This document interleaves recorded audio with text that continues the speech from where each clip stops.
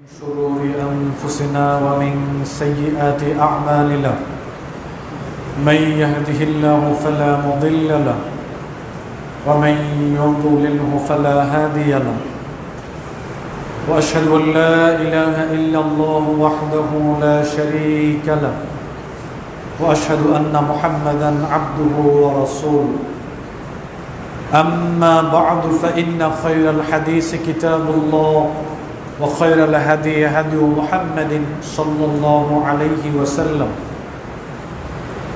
وشر الأمور محدثاتها وكل محدثة بدعة وكل بدعة ضلالة وكل ضلالة في النار فأعوذ بالله من الشيطان الرجيم بسم الله الرحمن الرحيم يا أيها الذين آمنوا اتقوا الله حق تقاته ولا تموتن إلا وأنتم مسلمون يا أيها الناس اتقوا ربكم الذي خلقكم من نفس واحدة وخلق منها زوجها وبث منهما رجالا كثيرا ونساء واتقوا الله الذي تساءلون به والأرحام إن الله كان عليكم رقيبا يا أيها الذين آمنوا اتقوا الله وقولوا قولا سديدا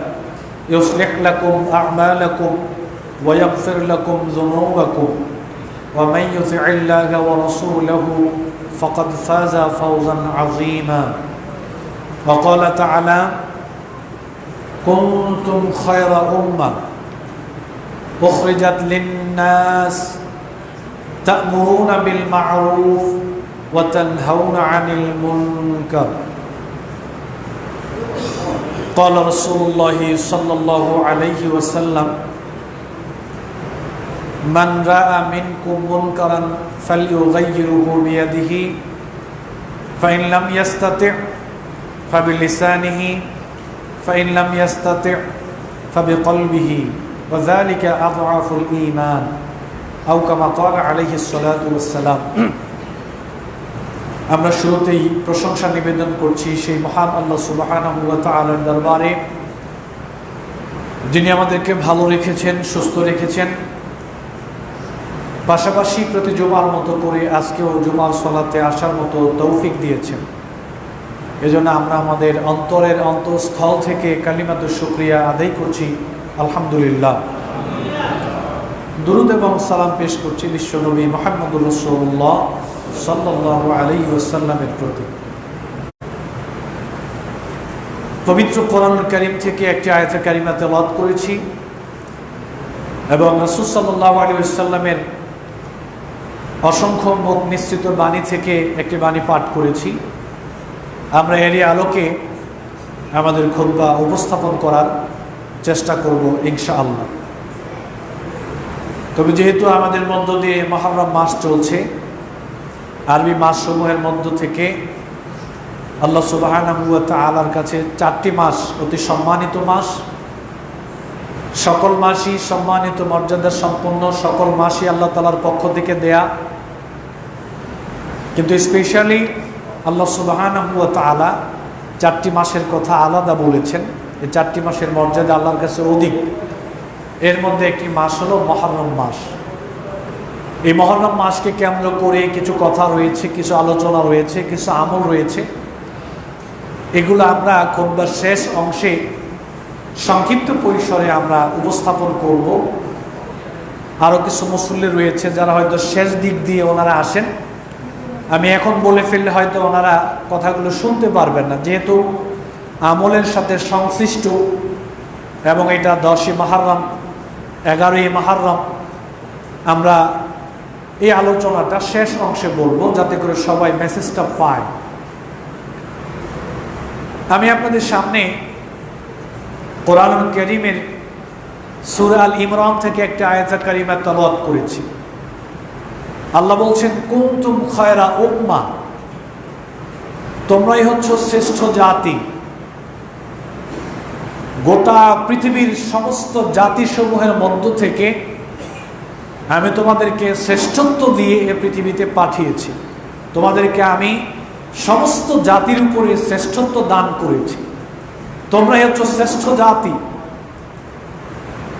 উখরিজাত লিন-নাস, তোমাদেরকে বের করা হয়েছে, তোমাদেরকে পৃথিবীতে পাঠানো হয়েছে, তোমাদেরকে সৃষ্টি করা হয়েছে, তোমরা মানুষের কল্যাণ করবে।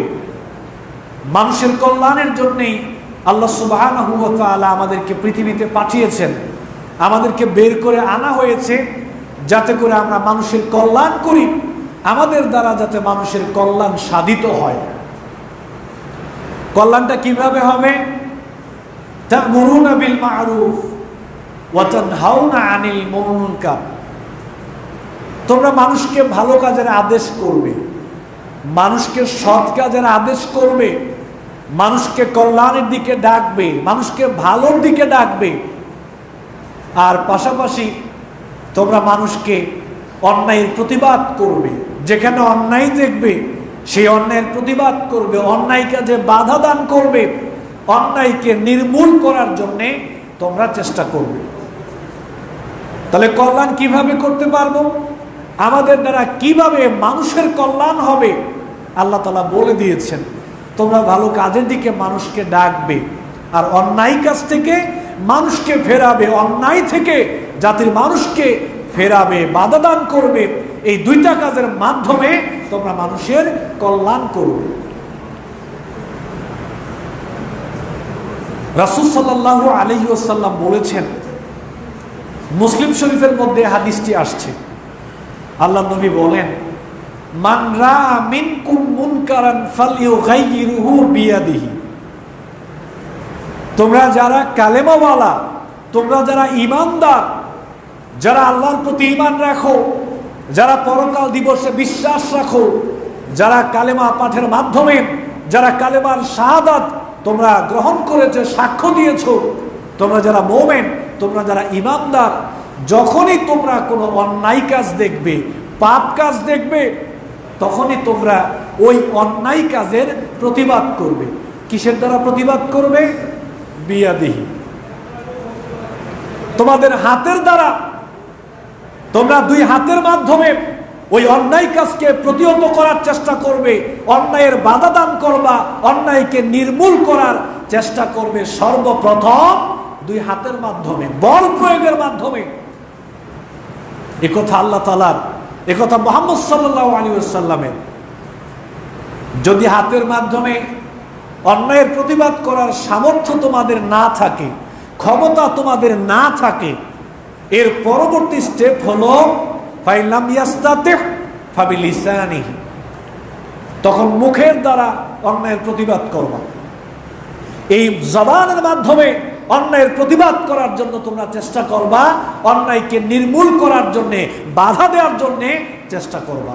প্রথমে হাতের মাধ্যমে, হাতের দ্বারা যদি না পারা যায়, ক্ষমতা না থাকে, সামর্থ্য না থাকে, সক্ষমতা না থাকে, পরিবেশ না থাকে, তাহলে জবানের মাধ্যমে অন্যায়ের প্রতিবাদ করবা।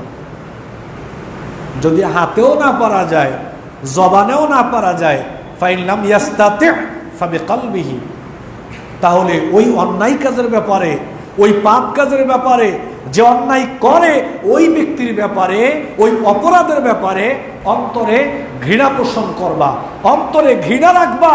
ওই পাপের ব্যাপারে, ওই পাপী মানুষটার ব্যাপারে, যাকে বারবার চেষ্টা করার পরেও অন্যায় থেকে আমি ফেরাতে পারলাম না, তার ব্যাপারে অন্তরে ঘৃণা রাখতে হবে। ওই পাপের ব্যাপারে অন্তরে ঘৃণা রাখতে হবে। এ কথা আল্লাহ নবী বলেছেন। এই হাদিসটা মুসলিম শরীফের মধ্যে আছে, একটু সবাই খেয়াল করেন। আজকে যে কোনো মাসলা মাসাইলের ব্যাপারে, ইখতিলাফি বিষয়গুলোর ব্যাপারে আমরা কথা বলতে গিয়ে দেখি হাদিসটা সহিহ কিনা, হাদিসটা বুখারীতে আছে কিনা, হাদিসটা মুসলিমে আছে কিনা, হাদিসটা কুতুবে সিত্তার মধ্যে আছে কিনা, মুহাদ্দিসিনে কেরামগণ হাদিসটাকে সহিহ বলেছেন কিনা। মাসলা মাসাইলের ক্ষেত্রে আমরা এত ঘাটাঘাটি করি, দেখি হাদিসটা সহিহ কিনা। অথচ পবিত্র কোরআনুল কারীমে অসংখ্য আয়াত রয়েছে, যেই সমস্ত আয়াতগুলোর উপরে আজকে জাতির মানুষ আমল করি না। বুখারী শরীফের মধ্যে, মুসলিম শরীফের মধ্যে, কুতুবে সিত্তার মধ্যে অসংখ্য হাদিস রয়েছে যে হাদিসগুলো সহিহ, এগুলোর ব্যাপারে কোনো কথাবার্তা নাই। আজকে দেখা যায় সেগুলোর উপরে আমরা আমল করি না, ওইগুলো আলোচনা করি না, ওইগুলো নিয়ে আজকে আমাদের মাথা ব্যথা নাই। অথচ মাসলা মাসাইলের ব্যাপারে দলাদলি, কত পড়াশোনা, কত ঘাটাঘাটি, কত কিছু, একজন আরেকজনকে জাহান্নামে পাঠাচ্ছি, একজন আরেকজনকে ইসলাম থেকে বের করে দিচ্ছি। অথচ যেই হাদিসগুলোর ব্যাপারে কারো কোনো দ্বিমত নাই, এরকম বহু হাদিস রয়েছে, আমরা আমলই করি না।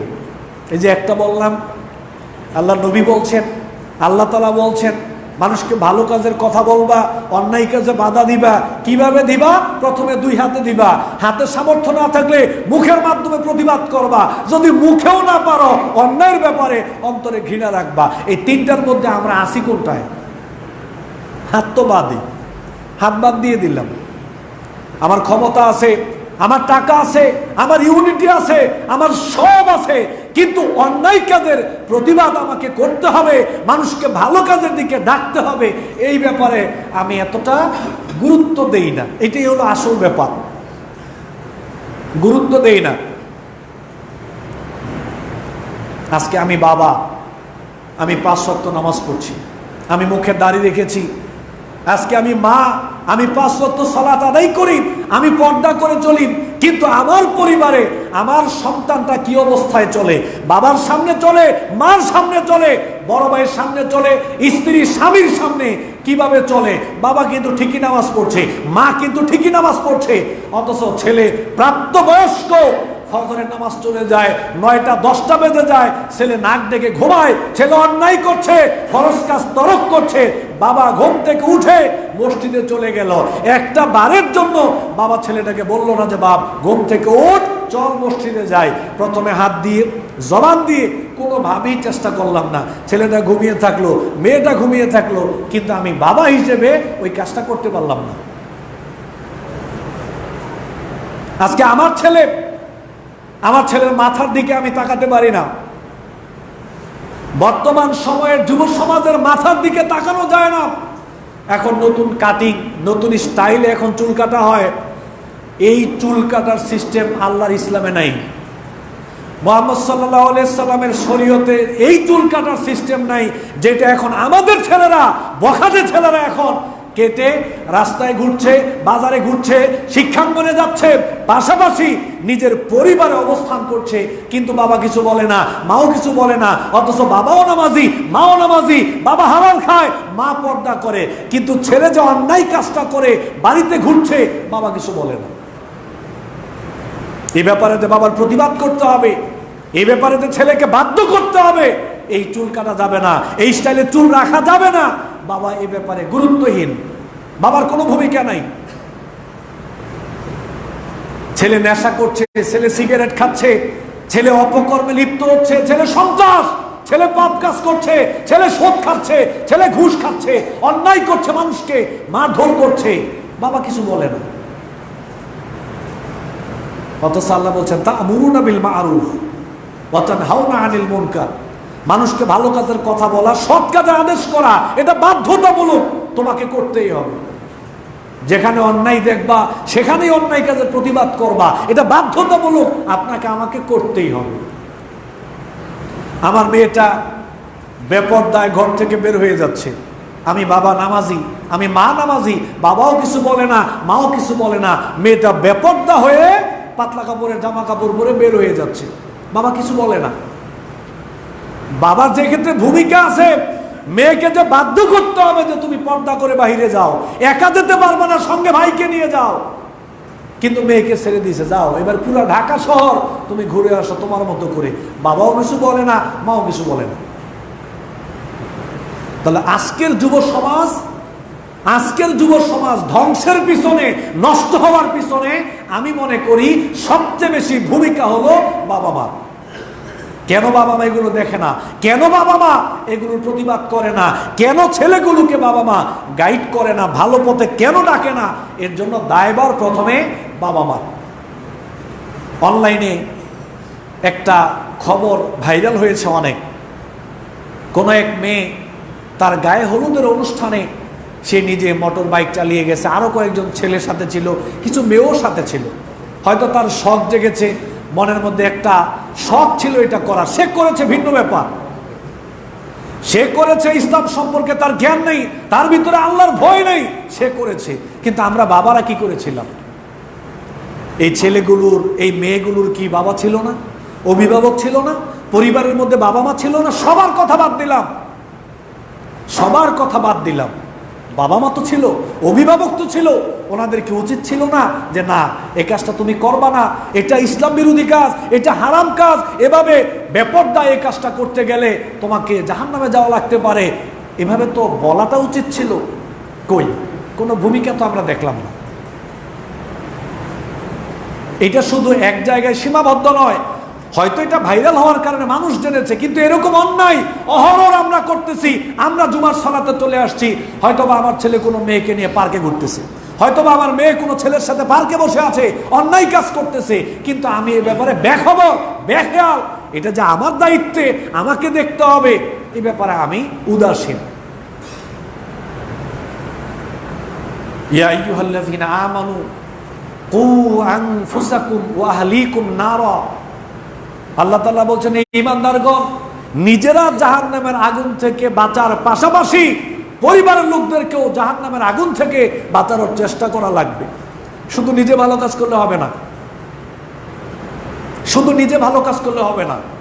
ছেলেকে ভালো কাজের কথা বলতে হবে, মেয়েকে ভালো কাজের কথা বলতে হবে, স্ত্রীকে ভালো কাজের কথা বলতে হবে। ছেলে অন্যায় করলে প্রতিবাদ করতে হবে, মেয়ে অন্যায় করলে প্রতিবাদ করতে হবে।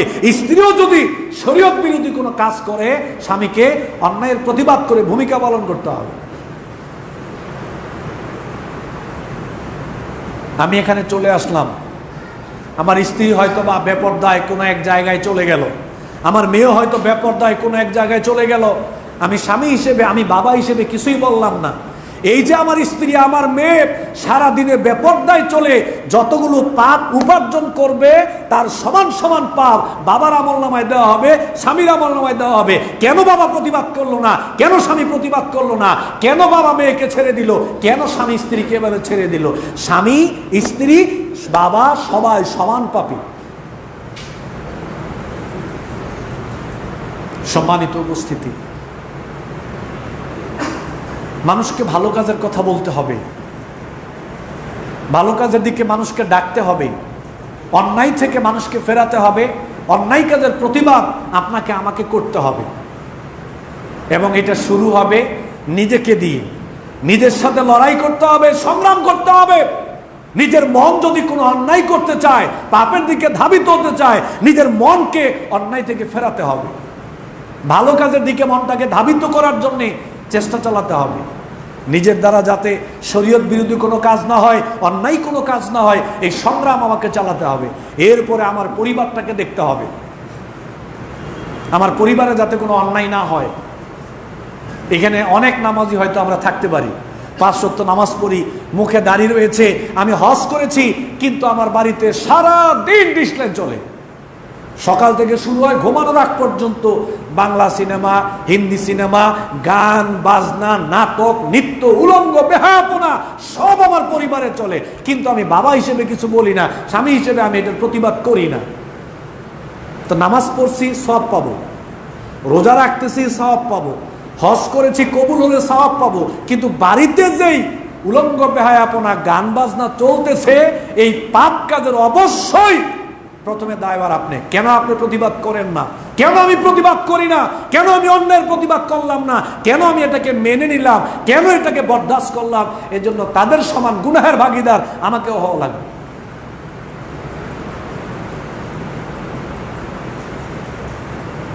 রাসূল সাল্লাল্লাহু আলাইহি ওয়াসাল্লাম বলছেন, আর রাজুলু রাইন ফি আহলিহি ওয়া মাসউলুন আন রাইয়াতিহি ওয়াল মারআতু রাইয়াতুন আলা বাইতি যাওজিহা ওয়া ওয়ালাদিহা ওয়া মাসউলাতুন আন রাইয়াতিহা। ইমাম মুসলিম হাদিসটি বর্ণনা করেছেন। আল্লাহ নবী বলেন, একজন পুরুষ তার পরিবারের দায়িত্বশীল, স্ত্রীর দায়িত্বশীল, ছেলে মেয়ের দায়িত্বশীল, পরিবারের দায়িত্বশীল হল একজন পুরুষ, মানে বাবা, মানে স্বামী। এই স্ত্রীর সন্তানের দায়িত্ব সম্পর্কে বাবাকে জিজ্ঞেস করা হবে, স্বামীকে জিজ্ঞাসা করা হবে। স্বামী যত বড় আল্লাহর ওলি হোক না কেন, অবশ্যই স্বামীকে, বাবাকে জিজ্ঞেস করা হবে ছেলে মেয়ে সম্পর্কে, স্ত্রী সন্তান সম্পর্কে। ছেলে নামাজ পড়ে নাই, বাবাকে জিজ্ঞেস করা হবে ছেলে নামাজ পড়লো না কেন? তখন বাবা বলবে, আল্লাহ আমি তো অনেক চেষ্টা করেছিলাম, তাকে বুঝাইছিলাম, অনেক চেষ্টা করেছিলাম, অনেক মেরেছি, অনেক বুঝিয়েছি, আমার কথা সে মানে নাই। তাহলে হয়তো বাবা বাঁচতে পারে, কিন্তু বাবা কিছুই বললো না, ভালো কাজের দিকেও ডাকলো না, অন্যায় করলো প্রতিবাদ করলো না, অবশ্যই বাবাকেও জবাবদিহিতার আওতায় নিয়ে আসা হবে। স্ত্রীকে বলা হয়েছে ছেলে মেয়ের, স্বামীর সংসারের দায়িত্বশীল, ছেলে মেয়েদের সম্পর্কে স্ত্রী দায়িত্বশীল, স্বামীর ঘর এর সম্পর্কে স্ত্রী দায়িত্বশীল। স্ত্রীকে ব্যাপারে জিজ্ঞাসাবাদ করা হবে। তাহলে আমরা শুধু নামাজ পড়েই মুক্তি পেয়ে যাব, জান্নাত পেয়ে যাব, রোজা রেখেই জান্নাত পেয়ে যাব, হজ করলেই জান্নাত পেয়ে যাব, দান সদকা করলেই জান্নাত পেয়ে যাব? এই নামাজের কথা, রোজার কথা, হজের কথা, দান সদকার কথা যে আল্লাহ বলেছেন, যে রাসূল বলেছেন, সেই আল্লাহ তাআলাই কোরআনে বলেছেন ভালো কাজের আদেশ করো, অন্যায় কাজের প্রতিবাদ করো, সৎ কাজের আদেশ করো, অন্যায় কাজে তোমরা বাধা দান করো। সেই আল্লাহই বলেছেন, মুহাম্মদ সাল্লাল্লাহু আলাইহি সাল্লাম অসংখ্য হাদিসে এই ব্যাপারে আমাদেরকে তাগিদ করেছেন। এখান থেকে বের হয়ে গেলাম, সবাই নামাজ পড়লাম, হয়তো দেখা যাবে এখান থেকে বের হয়ে যাওয়ার পরে নামাজের পরে একটা সফর আছে, ভ্রমণ। কি ভ্রমণ? যুব সমাজের নৌকা ভ্রমণ। এখন বর্ষাকাল চলতেছে, বন্যা চলতেছে অনেক জায়গায়, যুব সমাজের নৌকা ভ্রমণ। যুব সমাজ অমুক সংগঠনের উদ্যোগে ব্যানার করে ভ্রমণ, 3টা সাউন্ড বক্স, 4টা সাউন্ড বক্স, এরপরে ছেলেদের শর্ট প্যান্ট, বয়স 22, বয়স 25, 30, 15-20 বছর বয়স শর্ট প্যান্ট পরে, তারপরে 3-4টা সাউন্ড বক্স নিয়ে প্রায় 40 জন যুবক ভ্রমণে যাচ্ছে। এই এলাকায় কি মানুষ নাই? এই এলাকায় কি বাবা মা নাই? এই 40 জন সন্তান কাদের? এই 40 জন ছেলে মেয়ে কাদের? আজকে ছেলেমেয়েরা সমানে ভ্রমণ করে, সফর করে, এদের কি বাবা মা নাই? এই সমাজে কি কোনো দায়িত্বশীল মানুষ নাই যারা এগুলোর অন্যায়ের ভূমিকা, অন্যায়ের প্রতিবাদ করবে? বাবা মা বাধা দিবে, সবাই সমানে বাধা দিবে। ভ্রমণ যাও, কোনো অসুবিধা নাই, ভালো পোশাক পরো, এই গান বাজনা রেখে তারপরে ভ্রমণে যাও, কেউ কিচ্ছু বলবে না, সবাই চুপ, কেউ কিচ্ছু বলবে না। এই অন্যায় কাজটার প্রতিবাদ করা যে বাধ্যতামূলক, এটা আমাদের চিন্তাই নাই। আজকে সমাজে কত দায়িত্বশীল রয়েছে আমরা, সবাই মিলে যদি আজকে আমরা যুব সমাজকে ভালোর দিকে ডাকতাম, যেখানে প্রেসার দেওয়া দরকার প্রেসার দিতাম, ধমক দেওয়ার জায়গায় ধমক দিতাম, যেখানে বাধ্য করা দরকার, অন্যায় করা যাবে না, আজকে যুব সমাজ এই ধ্বংসের পথে যেতে পারে না। কিন্তু আমরা কিছু বলি না, আমরা কিচ্ছু বলি না।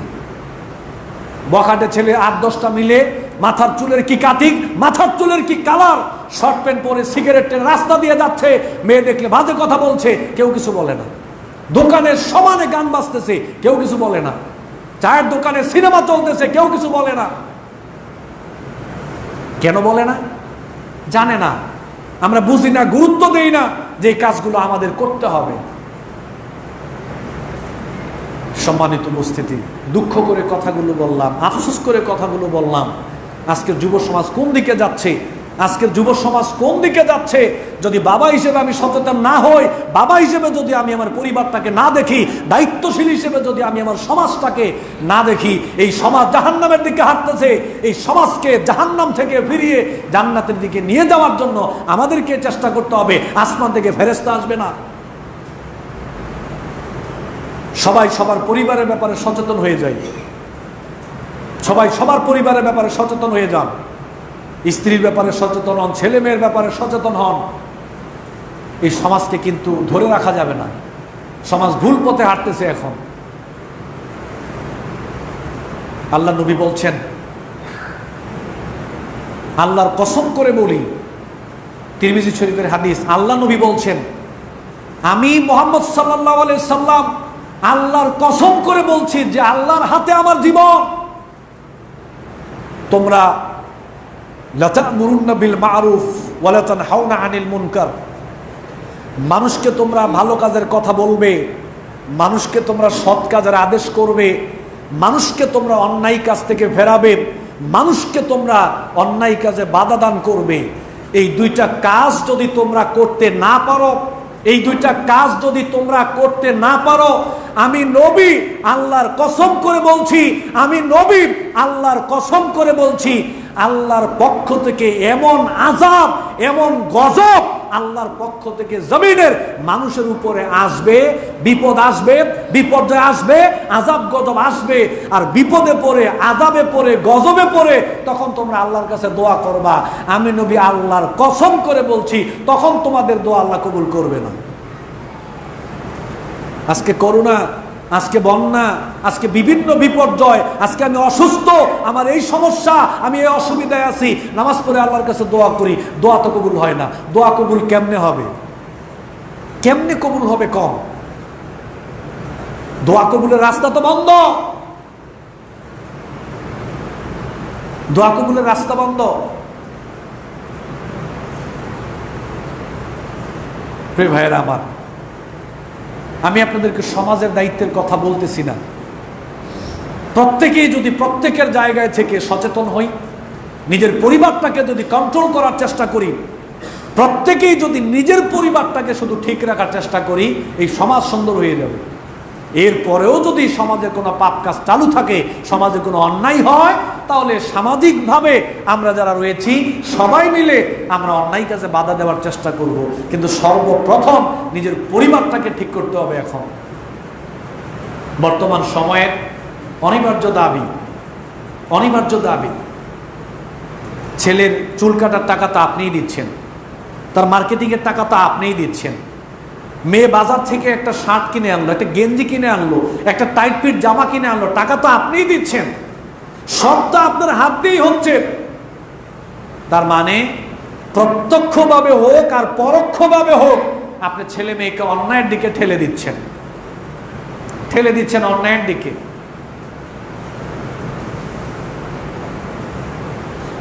আমি হাত জোর করে, অনুরোধ করে সবার প্রতি বিনীতভাবে আমি আরজ করলাম, সবার হাতে পায়ে ধরে বিনীতভাবে আমি অনুরোধ করলাম, প্রত্যেকেই নিজের পরিবারের দিকে একটু নজর দেন। দেখেন পরিবারের সবাই নামাজ পড়ে কিনা। ঘরের ডিশ লাইনটা থাকলে আল্লাহর হস্তে, আল্লাহর হস্তে, আল্লাহর হস্তে, ঘরের মধ্যে ডিশ লাইনটা থাকলে এই লাইনটা কেটে দেন, পরিবারে শান্তি আসবে। এই ছোট ছোট বয়স 6, 7, 8 এই ছোট ছোট ছেলে মেয়েদেরকে নিয়ে যখন বাড়িতে আমরা ডিশ লাইন দেখি, বাংলা সিনেমা দেখি, হিন্দি সিনেমা দেখি, নাটক দেখি, তাহলে তারা কি শিখবে? আমি তো ছোট সময় থেকে আমার ছেলে মেয়েকে আমি জেনা শিখাচ্ছি, পাপ কাজ শিখাচ্ছি, ছোট সময় থেকে। খুব বেশি কাজ না ভাই, খুব বেশি কাজ না। ডিশ লাইনটা সরাইয়া ফেলেন, এরপরে নিজে 5 ওয়াক্ত নামাজ পড়েন, নিজের স্ত্রীকে 5 ওয়াক্ত নামাজটা পড়ান, ছেলেকে 5 ওয়াক্ত নামাজ পড়ান। তারপরে ছেলের মাথার দিকে নজর দেন, সে কোথায় যায়, কি করে, কাদের সাথে চলে, কাদের সাথে মিশে, তার বন্ধু কারা, ঠিকমতো পড়াশোনা করে কিনা, এগুলো একটু তদারকি করেন, খোঁজ খবর রাখেন। কারণ হলো ব্যক্তিগতভাবে আমল করে শুধু জান্নাতে যাওয়া যাবে না, বরং আমার পরিবারের লোকদের ব্যাপারে আমাকে জিজ্ঞাসা করা হবে, আমার অধীনস্থ যারা তাদের ব্যাপারে আমাকে জিজ্ঞাসা করা হবে। প্রথমে আমি একজন ব্যক্তি, তাহলে আমার পরিবার সম্পর্কে আমাকে জিজ্ঞাসা করা হবে। এরপরে আমি আপনাদের ওয়ার্ডের মেম্বার, আমি বাজার কমিটির সভাপতি, বাজার সম্পর্কে আমাকে জিজ্ঞাসা করা হবে, আমার ওয়ার্ড সম্পর্কে আমাকে জিজ্ঞাসা করা হবে, আমি চেয়ারম্যান, আমার ইউনিয়ন সম্পর্কে আমাকে জিজ্ঞাসা করা হবে, আমি পৌরসভার চেয়ারম্যান, আমি উপজেলার চেয়ারম্যান, আমি কাউন্সিলর, আমি এমপি, আমি মন্ত্রী, এভাবে ধাপে ধাপে একবারে প্রধানমন্ত্রী পর্যন্ত চলে যাওয়া হয়েছে। কুল্লুকুম রাইন ওয়া কুল্লুকুম মাসউলুন আন রাইয়াতিহি। আল্লাহ নবী বলছেন তোমরা প্রত্যেকেই দায়িত্বশীল। আমি মালিক, আমার টেক্সটাইলের কর্মচারী আছে প্রায় 1000, এই 1000 কর্মচারী সম্পর্কে টেক্সটাইলে যতক্ষণ থাকে ততক্ষণ সম্পর্কে আমাকে জিজ্ঞাসা করা হবে। আমি রাষ্ট্রের দায়িত্বশীল, আমার অধীনে যারা রয়েছে তাদের সম্পর্কে আমাকে জিজ্ঞাসা করা হবে। এখানে একটা গান বাজনা হবে, যুবক ছেলেরা গানের আয়োজন করবে, আর এই সমাজের দায়িত্বশীল যারা ওনারা চুপ করে বসে থাকবে, এর ব্যাপারে প্রতিবাদ করবে না। এই সমাজের লোকগুলোকে এই ব্যাপারে জিজ্ঞাসা করা হবে। আল্লাহ নবী বলছেন, আবু দাউদের মধ্যে হাদিসটা আসছে, যেই সমাজের মানুষ পাপ কাজ করে, যেই সমাজে কোনো ব্যক্তি পাপ কাজ করে আর সমাজের মানুষের ক্ষমতা থাকা সত্ত্বেও যদি ওই সমাজের পাপ কাজের প্রতিবাদ যদি সমাজের মানুষেরা না করে, আল্লাহর নবী বলছেন মৃত্যুর আগেই আল্লাহ তাআলা ওই সমাজে আযাব দিবেন। মৃত্যুর আগেই আযাবের শিকার হতে হবে, আল্লাহর পক্ষ থেকে আযাব আসবে।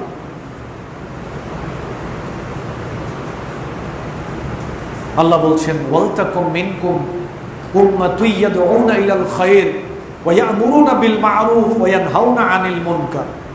তোমাদের মধ্যে এমন কিছু মানুষ, এমন দল থাকা দরকার, এমন ইউনিটি থাকা দরকার, যারা মানুষকে ভালো কাজের দিকে ডাকবে, কল্যাণের দিকে ডাকবে, সৎ কাজের দিকে ডাকবে, আর অন্যায় কাজে বাধা দেবে, অন্যায়ের প্রতিবাদ করবে।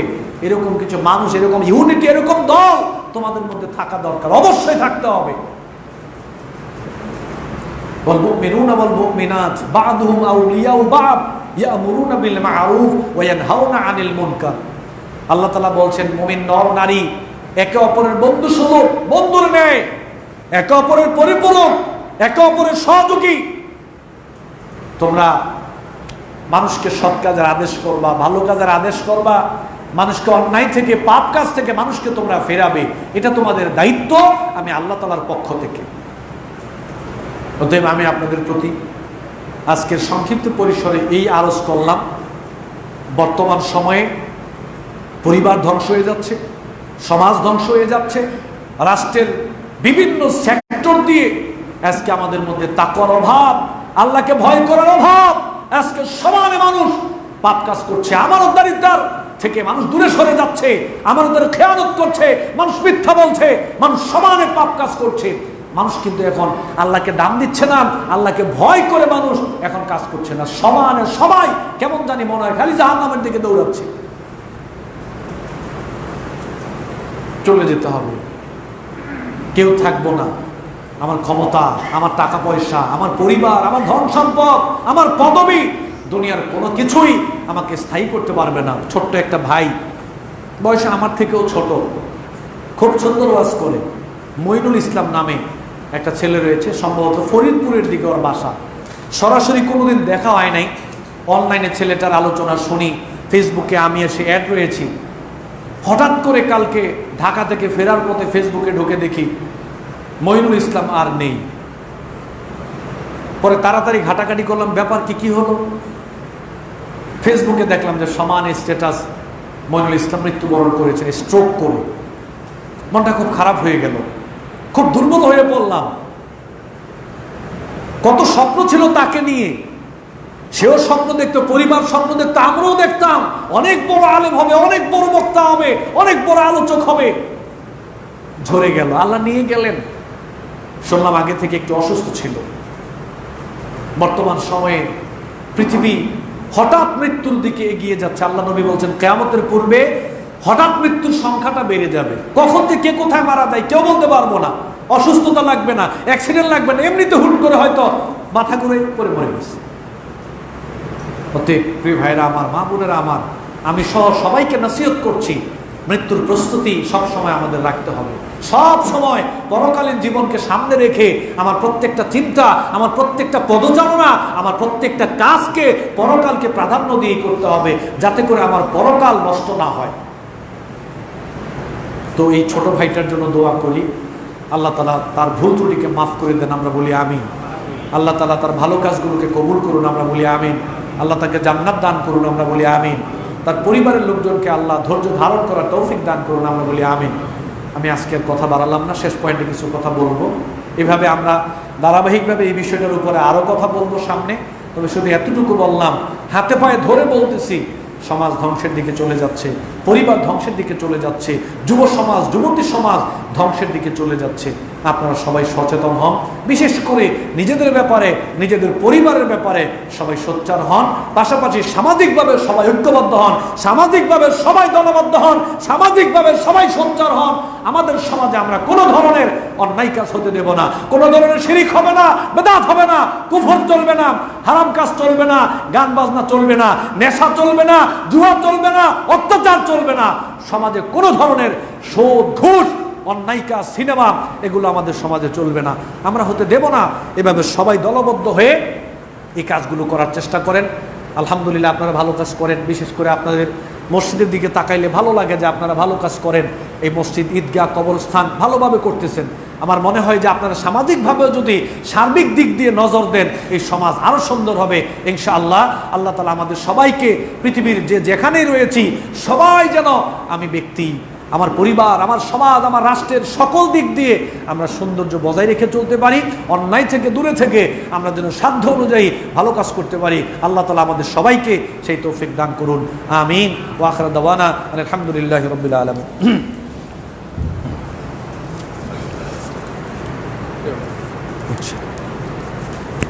থাকুক, পরে এটা কথা আছে। বিসমিল্লাহ আলহামদুলিল্লাহ ওয়াসসালাতু ওয়াসসালামু আলা রাসূলিল্লাহি ওয়া বাদ। আউযু বিল্লাহি মিনাশ শাইতানির রাজীম। বিসমিল্লাহির রাহমানির রাহিম। ইন্নাল্লাহা ওয়া মালাইকাতাহু ইউসাল্লুনা আলান নবী ইয়া আইয়ুহাল্লাযীনা আমানু সাল্লু আলাইহি ওয়া সাল্লিমু তাসলিমা। আল্লাহুম্মা সাল্লি আলা মুহাম্মাদ ওয়া আলা আলি মুহাম্মাদ কামা সাল্লাইতা আলা ইব্রাহিম ওয়া আলা আলি ইব্রাহিম ইন্নাকা হামিদুম মাজিদ। আল্লাহুম্মা বারিক আলা মুহাম্মাদ ওয়া আলা আলি মুহাম্মাদ কামা বারাকতা আলা ইব্রাহিম ওয়া আলা আলি ইব্রাহিম ইন্নাকা হামিদুম মাজিদ। সম্মানিত উপস্থিতি, মহরম মাস চলছে। এই মহরম মাসে আপনারা ইতিহাস জানেন।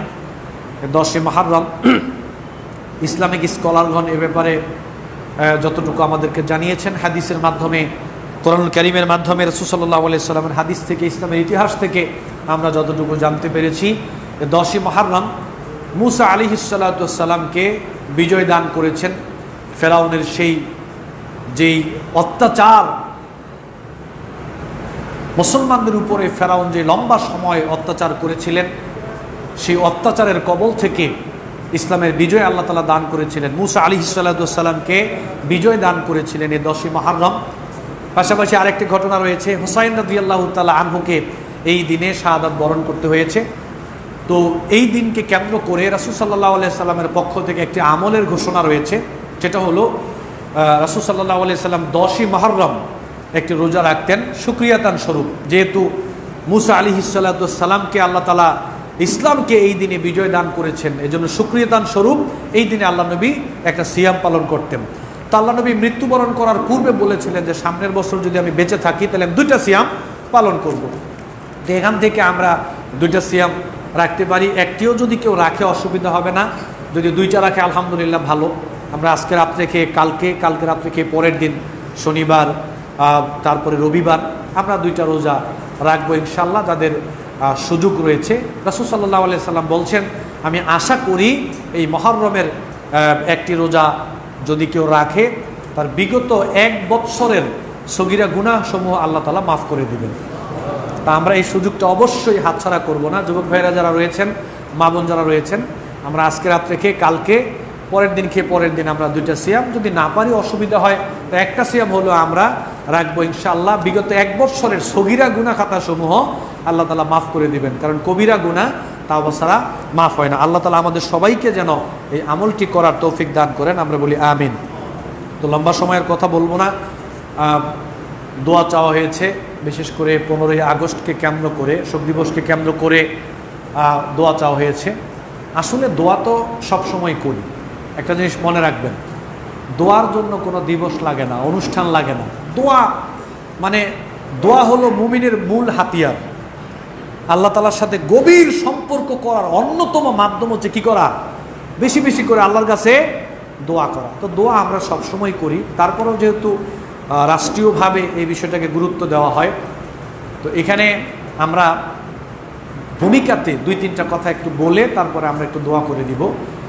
এতটুকু মনে রাখবেন, মৃত ব্যক্তিকে উপকৃত করার অনেকগুলো মাধ্যম আছে।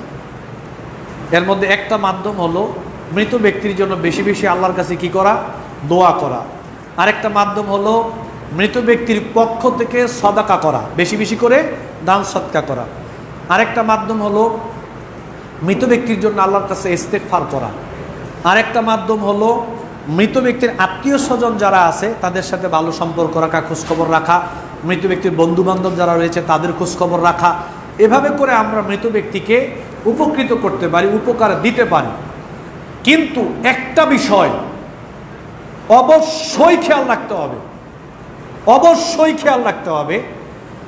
যেমন আপনার দাদা মারা গেছে, কালকে আমাকে এক ভদ্রলোক দাওয়াত দিল দাওয়াত দিয়ে আমাকে বললো যে আব্বা তো মারা গেছে, তো আমি কিছু খাওয়া দাওয়া অনুষ্ঠান করব, আপনি থাকবেন, তো আরও অনেক মিসকিনকে দাওয়াত দিব, ওনারাও থাকবে। তো আমি বললাম যে ভাইজান আমি খুব খুশি হলাম, আমার চাচা হয়, আমি বললাম যে আমি খুব খুশি হলাম, আমি থাকবো ইনশাল্লাহ, তবে আমার কিছু কথা আছে। বললো কীরকম? আমি বললাম যে দেখেন, মৃত ব্যক্তি নামে 4 দিন বা 40, এটা তো নিঃসন্দেহে কোরআন সুন্নাহ বিরোধী, ইসলামে এরকমটা নাই। তবে আপনি যে কোনো দিন মৃত ব্যক্তির পক্ষ থেকে সদাকা হিসেবে গরিব মিসকিনকে আপনি খাওয়াইতে পারেন, এটা কোনো অসুবিধা নেই। এটার জন্য দিন ধার্য করাটা জরুরি না যে 4 দিন বা 40 দিন। 4 দিন বা 40 রেওয়াজ তৈরি করলে এটা আবার বেদাত হয়ে যাবে। যে কোনো দিন আপনি মৃত ব্যক্তির পক্ষ থেকে গরিব মিসকিনকে দাওয়াত দিয়ে আপনি খাওয়াইতে পারেন, কোনো অসুবিধা নেই। এটা আমি ওনারে বলছি। বলার পরে আমি বললাম যে ভাইজান এই খাবারটা তবে আবার আমি খাইতে পারবো না। এইবার একটু মুখটা কালো করে কেন খাইতে পারবেন না? আমি বললাম দেখেন, মৃত ব্যক্তির পক্ষ থেকে যেটা খাওয়ানো হয় এটা সৎকা। এটা কি? সৎকা। এই সৎকাটা যারা সামর্থ্যবান তারা খাইতে পারবে না, কিন্তু যারা গরিব মিসকিন তারা এটা খাইতে পারবে সদাকা হিসেবে। কিন্তু আপনি দোয়া করতে পারবেন, কোনো অসুবিধা নাই। এটার জন্য একবারে সবাই সম্মিলিত অনুষ্ঠান করে করতে হবে এরকম না। নামাজ পড়েছেন দোয়া করেন, তাহাজ্জুদ পড়েছেন আপনি দোয়া করেন, কোনো অসুবিধা নাই। পরে বললো যে তাহলে কি করা যায়? আমি বললাম আমাকে বললো যে আমার তো আত্মীয় স্বজন আসবে 40-50 জন, তা এখন কি করি? তা আমি বললাম যে এক কাজ করেন, আপনি আত্মীয় স্বজনকে দাওয়াত দেওয়ার সময় বলবেন যে দেখেন আমার বাসায় আপনারা আসবেন, আমি বাজার টাজার করে আপনাদেরকে খাওয়াবো, তবে 2 বাজার আলাদা হবে। বাবার পক্ষ থেকে যে বাজারটা সৎকা হিসেবে এটা আমি আলাদা করব, আর আপনারা যেটা আসবেন এটা আমাদের টাকা থেকে, এই মৃত্যুকে কেমন করে অনুষ্ঠান হিসেবে না, জাস্ট মেহমানদারি হিসেবে আপনারা আসবেন, আমি আলাদা বাজার করে আপনাদের মেহমানদারি করব। এতটুকু হইলে হয়তো কোনো অসুবিধা হবে না। কিন্তু বাজার যদি একসাথে করে ফেলেন তো গরিব মিসকিনরা খাইলে যেটা খাইছে, আমি একেবারে যদি অনেক বড় ধরনের ব্যক্তিও হই, আমি খাইলেও হেদেরটাই খেয়েছি। এখানে গরিবের হোক সৎকা, এটা সে খাবে, অসুবিধা নাই, কিন্তু আমি খেতে পারবো না। তো এক্ষেত্রে আমাদের করণীয় হলো আমরা বেশি বেশি করে দোয়া করব, ইস্তেগফার করব, তাদের পক্ষ থেকে দান সৎকা করব। মৃত ব্যক্তি যদি কোনো অন্যায় কাজ করে যায় সে অন্যায়কে বন্ধ করে দিব, ভালো কাজ করে গেলে সে ভালো কাজ আমরা চালু রাখবো। এটা সমস্ত মৃত ব্যক্তির ব্যাপারে আমাদের করণীয়। তো বঙ্গবন্ধু শেখ মুজিবুর রহমান সাহেব তিনি বাংলাদেশের একজন প্রাণ পুরুষ ছিলেন। এই বাংলাদেশের মানে গুরুত্বপূর্ণ ভূমিকা তিনি রেখে গেছেন আমাদের জন্য। আমরা ওনার কাছে কৃতজ্ঞ, ওনার কাছে আমরা ঋণী। এটা সবাই কম বেশি স্বীকার করে, ইচ্ছাই হোক অনিচ্ছাই হোক, এটা আমরা স্বীকার করতে বাধ্য যে উনি বাংলাদেশের জন্য অনেক কিছু করেছেন। এই ক্ষেত্রে আমরা ওনার প্রতি কৃতজ্ঞ ঋণী। আমরা আল্লাহ তাআলার কাছে ওনার জন্য অবশ্যই, শুধু আজকে না সবসময় কম বেশি আরও যারা রাজনৈতিক ব্যক্তি এরকম রয়েছেন যারা ভালো কাজ করেছেন, সবার প্রতি আমরা কৃতজ্ঞ। দলমত নির্বিশেষে ভালো কাজের স্বীকৃতি আমাদেরকে দিতে হবে। কারণ মুহাম্মদ সাল্লাল্লাহু আলাইহি ওয়াসাল্লাম বলছেন যে মানুষের শুকরিয়া আদায় করা, মানুষের ভালোটার স্বীকৃতি দেয়া, আল্লাহ নবী এটা আমাদেরকে শিখিয়েছেন। সে অমুসলিম এটাও দেখার ব্যাপার না, কোনো অমুসলিমও যদি ভালো কাজ করে আপনারা স্বীকৃতি দিবেন যে না এই লোকটা এই ভালো কাজটা করেছে, এটা যেই করুক না কেন। এই জন্য আমরা সবার ব্যাপারে কৃতজ্ঞতা স্বীকার করি। বিশেষ করে বঙ্গবন্ধু শেখ মুজিবুর রহমান সাহেব যে ভালো কাজগুলো তিনি করে গেছেন, আমরা দোয়া করি আল্লাহ তাআলা ওনার ভালো কাজগুলোকে কবুল করুন, আমরা বলি আমিন। বিশেষ করে যে ইসলামিক ফাউন্ডেশন, আগে তো ইসলামিক ফাউন্ডেশনের বই বাংলাদেশে বেশি ছাপত, কোরআন তারপরে হাদিসের গ্রন্থগুলো, এখন এগুলো হারিয়ে যাচ্ছে। ওই উমুকের পীরের জীবনী, তুমুকের জীবনী শিরিক টিরিক দিয়া ইসলামিক ফাউন্ডেশনের একেবারে সয়লাভ করে ফেলতেছে এখন। আর আগের মতো কোরআন ছাপা হয় না, আগের মতো ওই কুতুবে সিত্তার হাদিসের গ্রন্থ আমরা দেখতে পাই না। এই জন্য মাননীয় প্রধানমন্ত্রীর কাছে আমাদের জোরালোভাবে একটা দাবি থাকবে যে ইসলামিক ফাউন্ডেশন বঙ্গবন্ধু করে গেছেন, এটাকে আবার সচল করেন, এখান থেকে ইসলামিক ভালো ভালো বই আবার জাতির জন্য উপহার দেন। আমরা এই দাবি আপনার প্রতি রাখলাম। পাশাপাশি আমরা বঙ্গবন্ধুর জন্য আল্লাহর কাছে দোয়া করি, ওনার ভুল ত্রুটিগুলোকে আল্লাহ যেন মাফ করে দেন, আমরা বলি আমিন। আল্লাহ যেন ওনাকে জান্নাতের মেহমান হিসেবে কবুল করেন, আমরা বলি আমিন। এভাবে বাংলাদেশের জন্য যারাই ভূমিকা পালন করেছে আল্লাহ যেন সবাইকে মাফ করে দেন, আমরা বলি আমিন। আল্লাহ যেন সবাইকে জান্নাত দান করেন, আমরা বলি আমিন। ভাই, শত্রুতা দলাদলি, আমার জীবনের চিরশত্রু তাকে যদি আল্লাহ জান্নাত দিয়ে দেয় আমার কোনো অসুবিধা আছে? আমারটা ঠিক থাকলেই হয়েছে। আল্লাহ যদি আমারে জান্নাত দিয়ে সবাইরে জান্নাত দিয়ে দেয় আমার অসুবিধা কি? তো সবার জন্য আমরা দোয়া করি, যারাই দেশের জন্য ভালো কাজ করেছে আল্লাহ যেন সবার ভালো কাজগুলোকে কবুল করেন, আমরা বলি আমিন। বিশেষ করে যারা ঈমান নিয়ে মৃত্যুবরণ করেছে আল্লাহ যেন তাদের সবাইকে মাফ করে দিয়ে জান্নাত দান করেন, আমরা বলি আমিন। ওনার পরিবারবর্গ যারা রয়েছে, যারা মৃত্যুবরণ করেছে, আল্লাহ যেন সবাইকে মাফ করে দেন, আমরা বলি আমিন। যারা জীবিত রয়েছেন, আল্লাহ যেন সবার হায়াতে বরকত দেন, আমরা বলি আমিন। সবার ভালো কাজে যেন বরকত দেন, আমরা বলি আমিন। আল্লাহ তাআলা যেন সবাইকে ইসলামের পরিপূর্ণ বুঝ দান করেন, আমরা বলি আমিন। বিশেষ করে এখন যারা দায়িত্বশীল পরিচালনা করছেন, আল্লাহ যেন ওনাদেরকে তাওহীদের বুঝ দান করেন, আমরা বলি আমিন। আল্লাহ যেন ওনাদেরকে শিরকের ব্যাপারে সচেতন হওয়ার তৌফিক দেন, আমরা বলি আমিন। আল্লাহ যেন ওনাদের সবাইকে বেদাতের ব্যাপারে, কুফুরির ব্যাপারে, হালাল হারামের ব্যাপারে সচেতন হয়ে সোচ্চার হয়ে যাতে করে ওনারা জীবনযাপন করতে পারেন, আমরাও করতে পারি, আল্লাহ যেন সবাইকে সেই তৌফিক দান করেন, আমরা বলি আমিন। আমাদের সবাইকে যেন আল্লাহ তাআলা জান্নাতের রাস্তায় চলার তৌফিক দান করেন, আমরা বলি আমিন। আমাদের সবাইকে যেন আল্লাহ জাহান্নামের রাস্তা থেকে ঘুরিয়ে আল্লাহর অনুগ্রহে, আল্লাহর দয়া দিয়ে আল্লাহ যেন আমাদের সবাইকেই দলমত নির্বিশেষে আমরা জান্নাতের দিকে হাঁটতে পারি, জান্নাতের কাজ করতে পারি। বিশেষ করে মৃত্যুর আগ পর্যন্ত যাতে করে ঈমান এবং আমলের উপরে টিকে থেকে ঈমান এবং আমল নিয়ে, বিশুদ্ধ ঈমান নিয়ে, আমল নিয়ে আমরা সবাই যাতে মৃত্যুবরণ করতে পারি, আল্লাহ তাআলা যেন আমাদের সবাইকে সেই তৌফিক দান করেন, আমরা বলি আমিন। আমাদের মধ্যে যারা অসুস্থ রয়েছে, আল্লাহ যেন সবাইকে সুস্থতা দান করেন, আমরা বলি আমিন। আমাদের মধ্যে যারা অন্ধকার কবরে রয়েছে, আল্লাহ যেন সবাইকে মাফ করে দেন, আমরা বলি আমিন। এখানে আফরোজা পূর্বপাড়া, উনি ওনার মৃত শ্বশুর শাশুড়ির জন্য দোয়া চেয়েছেন, 500 টাকা দান করেছেন। কামাল নদীর উত্তর পাড়া, মৃত নানা নানির জন্য 5000 টাকা দিয়েছেন, দোয়া চেয়েছেন। মৃত নাহিদ আলম, ওনার পরিবারের জন্য দোয়া চেয়েছেন, 1000 টাকা দিয়েছেন। নাম সারা পূর্বপাড়ার এক লোক মৃত মা বাবার নামে দোয়া চেয়েছেন, 500 টাকা দিয়েছেন। তুষার জোরভিটার মৃত বড় ভাইয়ের পক্ষ থেকে 500 টাকা দিয়েছেন, দোয়া চেয়েছেন। দোয়া করি, আমরা সবার জন্য দোয়া করি, আল্লাহ যেন